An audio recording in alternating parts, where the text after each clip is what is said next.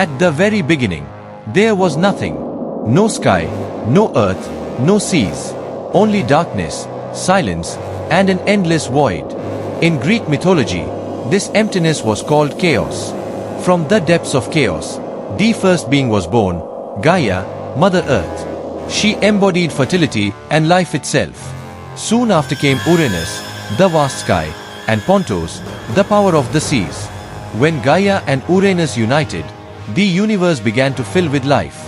From them came the mighty Titans, the gigantic and fearsome Cyclopes, and the monstrous hundred-handed ones.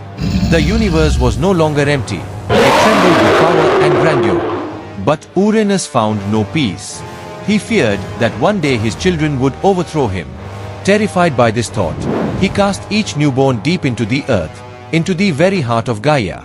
Mother Earth felt the cries of her children within her own body. The world had become a prison. Gaia could no longer endure the torment. Anger and grief grew inside her. She called out to her children, "Your father has brought you misery. Rise up against him. Seize his throne." Most of the Titans were too afraid. Only one, the boldest of them all, Cronus, answered her call. Gaia gave him a sharp sickle. Cronus lay in wait. And when night fell, as the stars covered the sky, Uranus came close. At that moment, Cronus struck and overthrew his father. Thus, sky and earth were separated. The order of the universe was forever changed. Cronus had seized power, but in doing so, he also set the wheels of fate in motion. Because in the realm of the gods, peace would never last. The truth Greek mythology reveals is this. At the very foundation of the universe, there was no harmony, only struggle.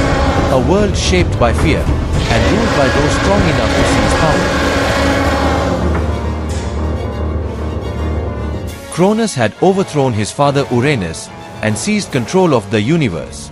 But in the shadow of his throne lay a terrifying prophecy. One day, his own child would overthrow him. Cronus trembled with fear. And that fear turned him into a merciless father. Each time his wife Rhea gave birth, Cronus swallowed the child whole. The first was Hestia, then Demeter, Hera, Hades, and Poseidon. All of them disappeared into the darkness of their father's stomach.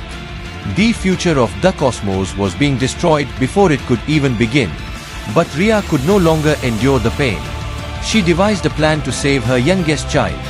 When Zeus was born, she wrapped a stone in swaddling clothes and handed it to Cronus. The greedy Titan swallowed it without suspicion. And so, the infant Zeus was secretly taken to the island of Crete. There, the divine goat Amlathea nourished him with her milk. Around him, the warriors known as the Curates clashed their shields and drums to conceal the baby's cries. Zeus grew in strength and wisdom until he was ready to turn the wheel of fate. With the guidance of the goddess of wisdom, Metis, Zeus tricked Cronus into drinking a powerful potion. The elixir burned inside him, racked his body, and forced him to vomit up the children he had swallowed so long ago. One by one, Hestia, Demeter, Hera, Hades, and Poseidon were freed, and they gathered around Zeus. At last, a new leader had risen, Zeus. He was not the symbol of fear, but of courage. One of the greatest transformations in Greek mythology had begun. No matter what Cronus did, he could not escape his destiny. For fate can never be denied.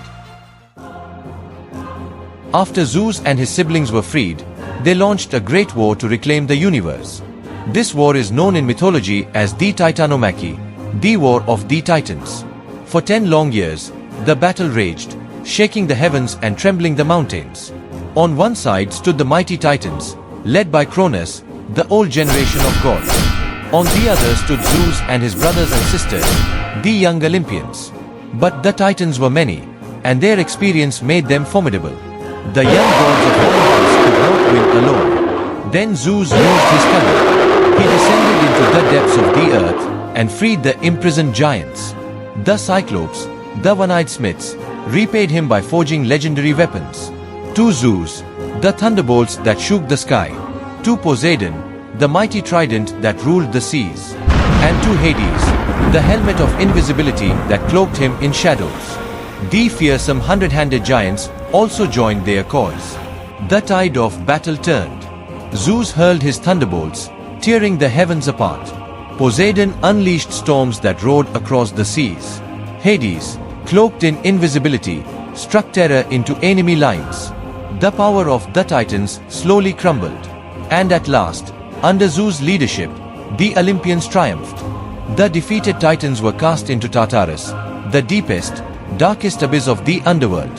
The throne of the cosmos now belonged to its new rulers.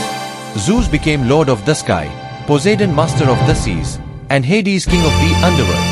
And upon Mount Olympus, the new pantheon of gods built their eternal home, a throne of immortality and power.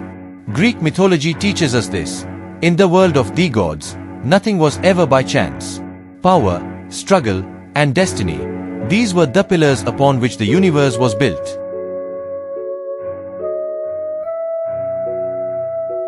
Now let me ask you a question. If Cronus had never swallowed his children, what do you think would have happened? If Zeus had never been born, who would have ruled the heavens? Would it have been the Titans, or perhaps another god entirely? The most exciting part of Greek mythology is that the answers to these questions are left to our imagination. So, what do you think? Share your thoughts in the comments, and let's keep the discussion alive together. If you enjoyed this journey, don't forget to like the video and subscribe for more mythology stories.